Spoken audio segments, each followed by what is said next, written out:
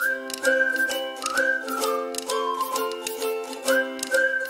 we're going to learn about a very magical and a very different thing in English that is called a palindrome.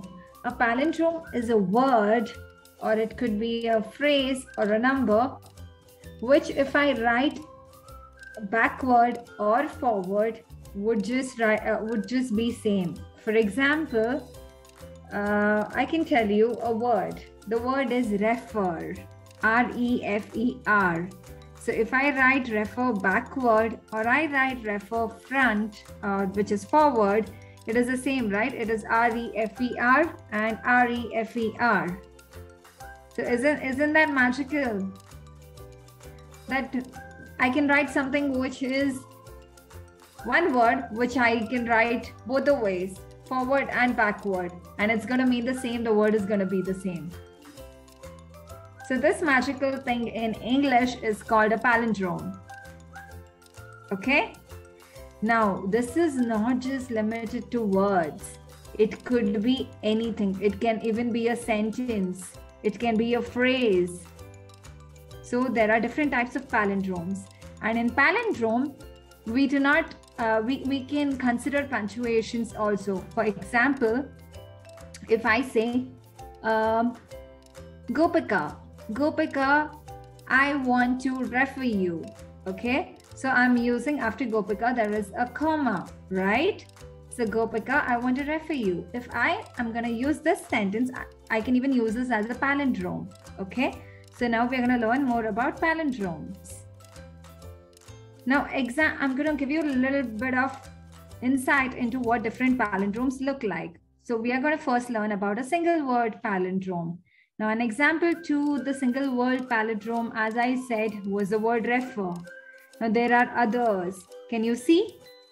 Anna. Anna is also a palindrome. If I write Anna backward or I write Anna forward, it is the same. A-N-N-A, A-N-N-A, right? Similar for civic. Did you ever pay attention to such words? Did you ever know that all of these words can be written frontward, like forward and backward the same way? So one is kayak. Do you know what is kayaking? Do you guys know what is kayaking? It's a water sport.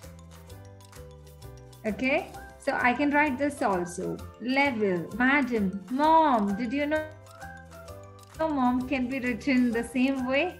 M and M-O-M. You write it this way or you write it this way, it's going to be the same. Now, can you guys tell me some words? So, you know, one such long palindrome is used in Finnish language.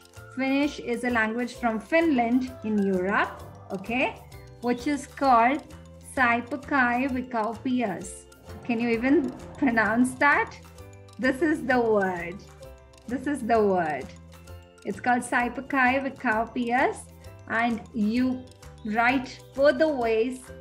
It is gonna spell the same. So you're gonna write front or back. It is the same way you write it. And this is the longest palindrome which is used today. Longest. Okay, that's the fact. So you can note it down and you can sound intelligent with so many people later. This is a quick trick that I'm going to tell you, that you know you can sound intelligent. Try and make a note out of it and then go and ask everyone in your house. Nobody will know this. So you can sound intelligent. Okay, so let's move on to the next one. So now we did this. Now we can move towards a multiple word palindrome. Okay, so by multiple word, I mean more than one word, which can cause a palindrome. Now you see, there are a couple of examples here. What is it? Taco cat. So if I write taco cat in any way, it's going to be taco cat. See? T-A-C-O-C-A-T. Do you see that? So it's a multiple palindrome. So we are going to call it multiple word palindrome. So these are few things. So more than one word we are going to use. So my gym. Somebody had written to me my gym. So my gym is a 2-letter palindrome. All right. So that is about multiple palindrome. Now we'll learn about a palindrome sentence. So you believe it or not, we have full-fledged sentences which are palindromes. Okay? See, for example, don't nod. If I write don't nod, it's going to be a palindrome.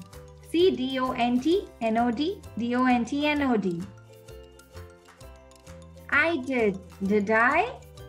I told you we can use punctuation. In the beginning, I told you, right? When I gave you an example with Gopika, I said we can use punctuations like full stop and comma and everything. See, look at this one. I did I? So, even this is a palindrome. I did I? Next one. Step on no pets. Try making this step on no pets again, front and back. See, a full-fledged sentence also can be a palindrome. The next one, Eva, can I see bees in a cave? You again do that, it's going to be Eva, can I see bees in a cave? Isn't this interesting? And the last one, was it a cat I saw? Now you know about these different words here and that we can make sentences. So you learned three things, right? One is you can have a single word palindrome. Second thing is you can have a multiple word palindrome. And the third thing you learned was the sentences can be palindrome. Okay, so three things that you learned. Now, I'm going to teach you what are the different types of palindromes. You need to focus here. So there are two different types of actually there are several different types of palindromes, but something that we consider and we read are the two types of palindromes. So one is character by character palindrome. Okay, in this what happens? They are the most common palindromes, and here we see the single word. For example, did, D-I-D, D-I-D. So they are called character by character palindrome. So every letter is a character here. Every letter. So D is a character, right? So did is a palindrome. So there is something called a character by character palindrome. The second one is palindromes that ignore punctuation. So this is something that we learned in a sentence, which I told you here, right? I did I?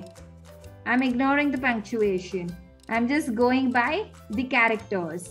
If I include this, then, somewhere there is a possibility that I can't make a palindrome. So I'm ignoring the punctuations. So you can ignore the punctuations and you can make palindromes. So those are called palindromes where punctuations are ignored. So one is character by character. Character is each letter, 1, 2, 3. All of these are characters. So it can be character by character palindromes, or it can be punctuation ignored palindromes. So there are two types of palindromes, and that's it. So there are a couple of examples here that you can probably check. It's sit on a potato pan, Otis. So if I again go on, so it's going to be sit on a potato pan, Otis. So think about something creative like this, and then you can be experts at doing palindromes.